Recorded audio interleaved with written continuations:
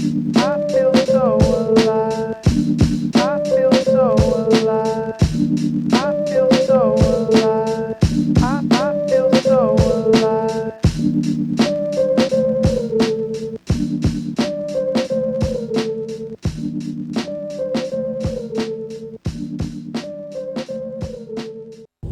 Sorry, this is going to be a little bit of a dark drive. Unfortunately, I can't rock the light and drive. It would be too much. Wednesday morning of week 2. Wow. My grandfather did that before he passed. And it's the cutest thing ever. I always love doing it. Wow. But yeah, so I've been up since 3:30 a.m. right in the morning to start stream. I did a cool freaking starting screen. I don't know how many of you got to see it, but I like it. I like it a lot. It's now 7:20 and I already feel tired. I don't know how this 12 hours is gonna go, but see, I'm even mumbling my words already. Damn, that's usually like a midday thing.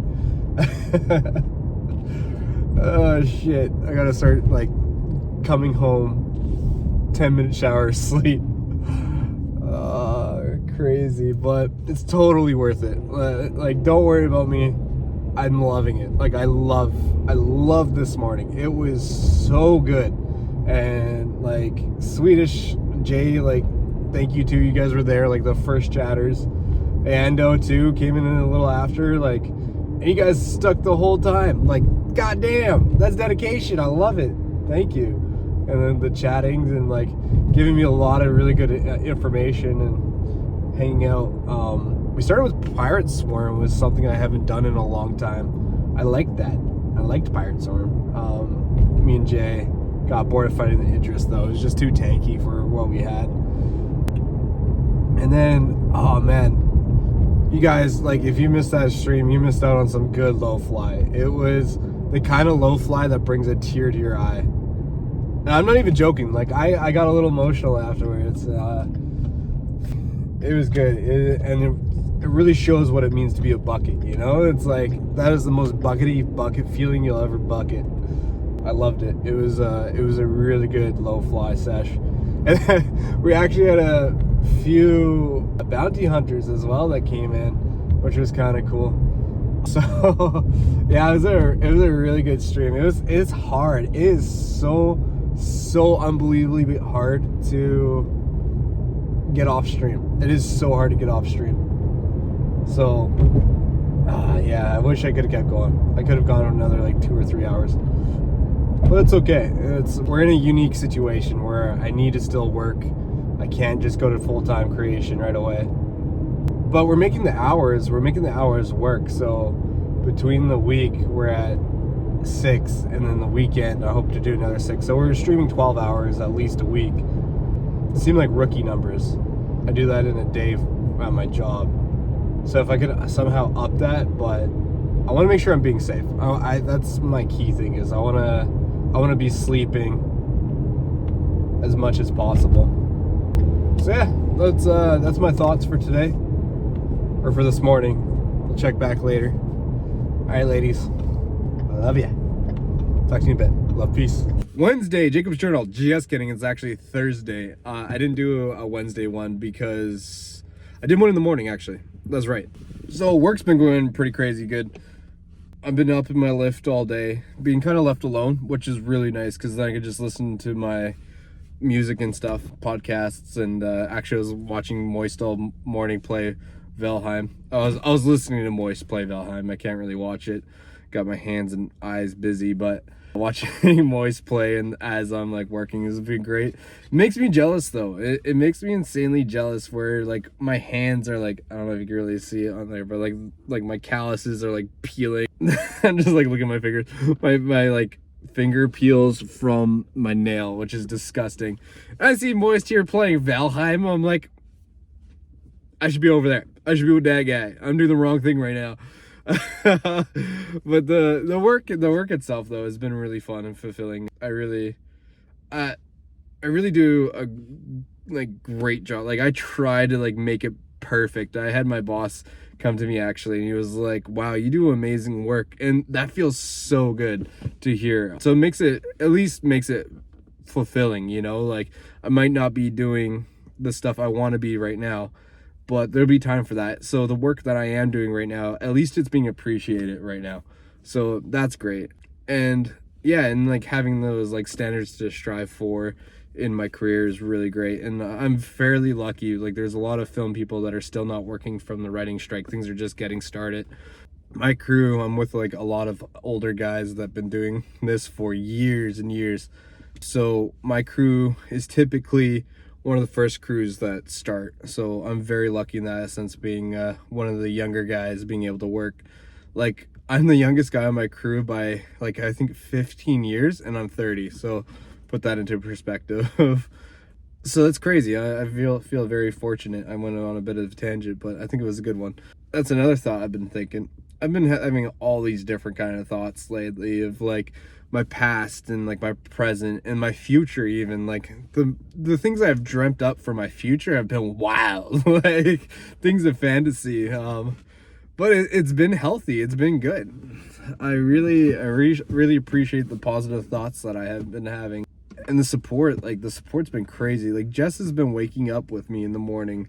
I don't think I've talked about that very much yet, but Jess wakes up with me at like, the other day was 3 a.m. or 3:30 a.m. Just to make me food. And then that's wild, like to fuel me for the rest of the day or for the rest of the morning, and then like get me started so that way I could jump on stream and then just do my thing and then not have to worry about, oh, how I'm gonna fuel my body. So that's really nice. So special thanks to Jess. Like, wow, what an incredible woman. Yeah. And then Thursday, we got tomorrow's stream, which I'm looking forward to. Like, each one of these streams have been, feels like a goal. Like, each time I do one of the streams, it's like a goal. It's like, okay, I gotta wake up at 3:30 and then wake up enough that I can provide like valuable entertainment for everybody,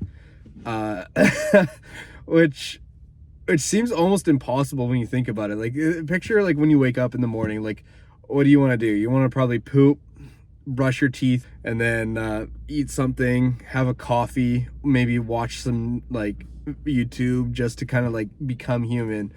Instead, what I'm doing is waking up, shocking my brain, and be like, let's go! So it really is like a challenge, and it's like really a goal to hit in the morning. It's like, can I get on and be entertaining, and can I rise up to that challenge? There's definitely been a lot of motivational videos or speeches I've been listening to, which are great in an essence, but a lot of them too are just like, you gotta be a lion in a field of lions and be the best. I'm like, dude, I don't want to be a lion. I'm more of a monkey. I prefer trees. I want to find a banana and eat that banana. That's kind of my vibe. And it's like, why is there no motivational monkey speech, you know? But that's kind of where I'm at with those motivational speeches. Some are ridiculous too. Like, stomp on the man in front of you so you can get ahead. Do what you gotta do to be successful. And it's like, who are you talking to? Why are you so mad? But yeah, a lot of those motivational speeches. Some are really good. Like the stuff from Sylvester Stallone, really good. Oh, this guy started his V8 and it sounds beautiful. Oh. But yeah, shit. It's been a good Thursday and I'm excited for Friday. So I gotta eat on the road. I'm not gonna be late for work, but I ran a bit late playing some Aim Trainer. Oh my god, I love Aim Trainer. Yeah, I gotta eat on the road too. So, gotta eat on the road. A little bit in a hurry. Ice on the roads. I'm gonna drive safe though, don't worry. But fuck, Aim Trainer was so much fun. I loved it. It was a good Friday morning stream. I enjoyed myself. But I'm gonna do this drive to work. Hopefully everyone behaves themselves on the road here, so I'll check back if I got time. Love, peace. Okay, lunchtime on Friday. I was gonna go for a walk, however, my feet are so sore, so I'm not doing that. I'm sorry. I would love to, but way too much extra work. So I was sitting here and my body's really sore, as I just said. Like, I don't want to go for a walk, unfortunately. But I'm like sitting here looking at my thumb. Check out how gnarly my thumb is. This is from when I tie my sash. It's like tiny rope to hold the cable in place, and the cable's pretty heavy, so this sash pulls against my skin.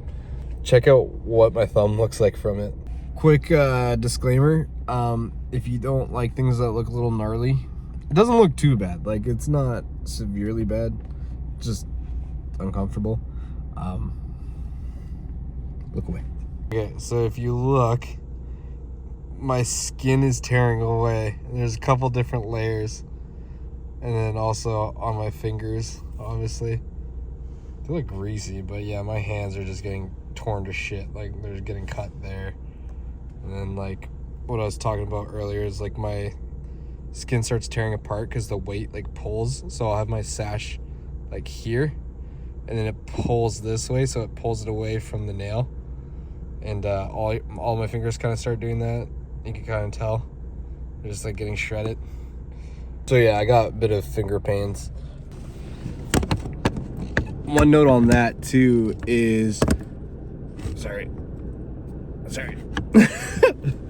One note on that as well is when I go to bed at night, like, touching fabric, my skin is so rough on my hands that it catches the blankets, and oh, it's so uncomfortable. So, like, anything silky, typically, like, it catches every fiber, and like it's hard to actually, like, get comfortable sometimes, because, like, I'll touch something and it's like almost like a grinding feeling, and I just want to, like, stop, and it, like, instantly makes me uncomfortable.